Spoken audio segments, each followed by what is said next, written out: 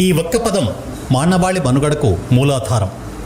అజ్ఞానమనే చీకట్లను పారద్రోలి జ్ఞానమనే వెలుగు వైపుకి నడిపించేవాడే నిజమైన గురువు. గురువు లేనిదే మనిషి జీవనం ఉండదు. అవతార పురుషులైన రాముడు, కృష్ణుడు కూడా గురువు వద్ద విద్యను అభ్యసించిన వారే. అందుకు గురువు స్థానం ఎప్పుడూ గొప్పది.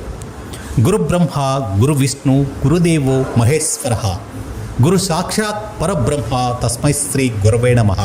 బాల్యంలో పలకాబలపం పట్టినప్పటి నుంచి మనం ఈ శ్లోకాన్ని నేర్చుకుంటూ పెరిగాం.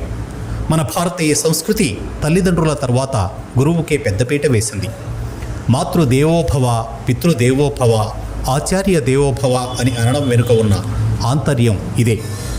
గురు పౌర్ణమి సందర్భంగా 2000 శివలింగాలు, అనేక మంది గురువులు కొలువైన యాదాద్రి భువనగిరి జిల్లా నాగిరెడ్డిపల్లిలోని రమణేశ్వర మహాక్షేత్రంలో సిద్ధగురు శ్రీ రమణానంద మహర్షి వేలాది మంది శిష్యులతో కలిసి ధ్యానం నిర్వహించారు.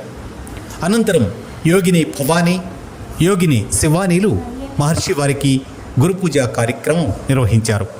కార్యక్రమంలో సిద్ధహవనం జరిగింది. అనంతరం భక్తులు శివలింగాలకు అభిషేకం చేసుకున్నారు. ఎక్కడా లేని విధంగా స్వయంగా అభిషేకించే అవకాశం ఈ రమణేశ్వరంలో ఉంది. సిద్ధగురు శ్రీ రమణానంద మహర్షి భక్తులను ఉద్దేశించి అనుగ్రహ భాషణం చేశారు.